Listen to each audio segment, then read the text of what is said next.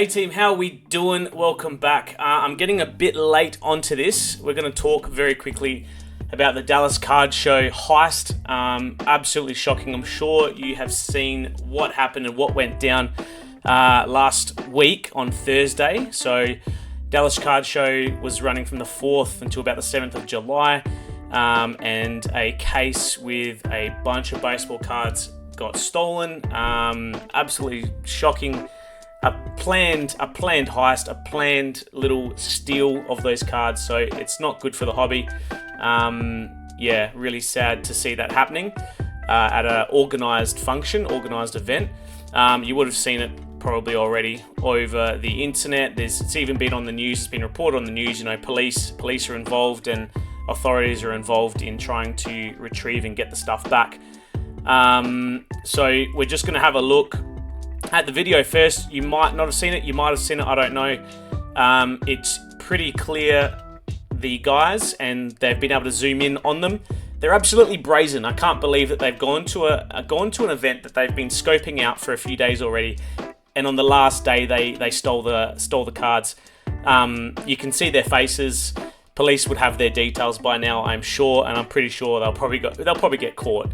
Yeah, let's have a look. So this is, I think it's the final day, possibly. So down here, bottom left, you've got the guy in the black shirt, black pants. He works there, and he's getting distracted right now by this guy here in the white shirt. So distracting with the phone. There's another worker just here inside the booth, and there's a worker at the back near the door, and you'll see a guy in yellow there. He's also distracting. The guy at the back there is getting distracted as well. There's a guy here in the black shirt stacking chairs, and he's the one who actually takes the cards. It's very well thought out. Look at these guys. So this guy comes in frame now, white shirt. Hey man, come over here. Oh, I need to ask you a question. Are you guys open tomorrow? Now, the guy stacking chairs, he comes in, bang, grabs the case, there he goes. He walks out the back. No one's none the wiser, and off he goes. As soon as those two guys see that he's done that, they're out of here. Okay, this guy's off. This guy's still pointing and you know, acting, and then he's gonna peace out in a sec.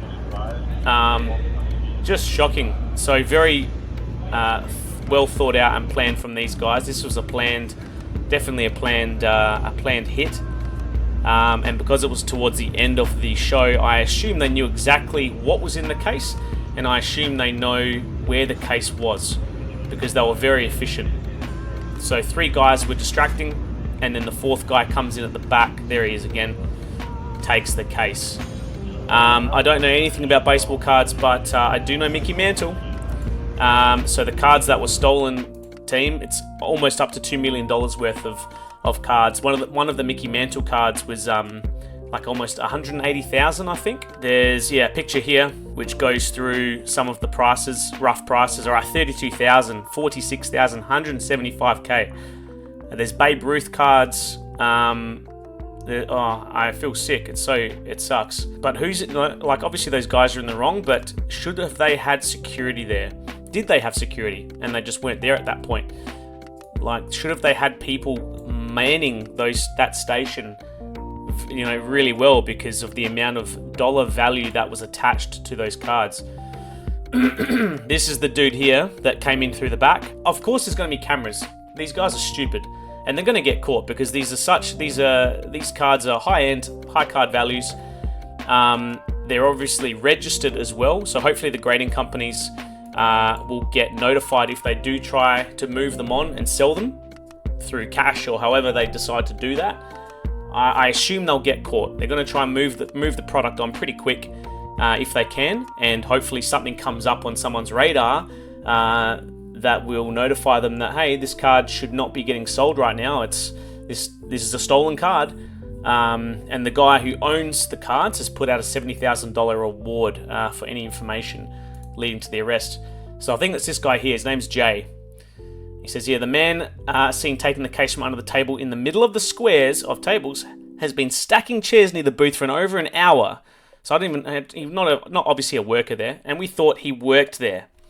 These guys have been scoping us out all day after footage review, so they've obviously gone back and looked at the footage. and even went through a process of changing clothes. Oh my god, it was predetermined and targeted, yeah, of course, because they knew exactly what case to take. Yep, so they knew what was loaded in there, which contained a large portion of my inventory. Link below. It's shocking, isn't it? You feel bad for the guy. That's a lot of money. He was obviously there to sell cards, and they've been nabbed. So, absolute disgrace. 70k offer for any information. So, I hope they get caught, and I hope they go to jail, and I hope they don't get to sell any of the cards. There's Micky Mantel, a 1952. Far out, man. Oh, that's rough, man. And that's 175k for a 6. Oh, I love the old PSA labels. Look at that. Old school. Look how old this PSA label is. That's nuts. It's real rough. There's a price of the other cards there as well. Yeah, thieves, they're opportunists. That's what they do. They take their opportunities. They take risks, and if the risk pays off, they are loving it.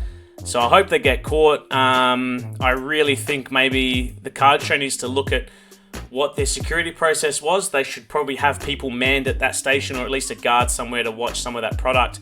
And he wouldn't have been the only guy there with high expensive cards. So yeah, it's rough. Ah, there he is.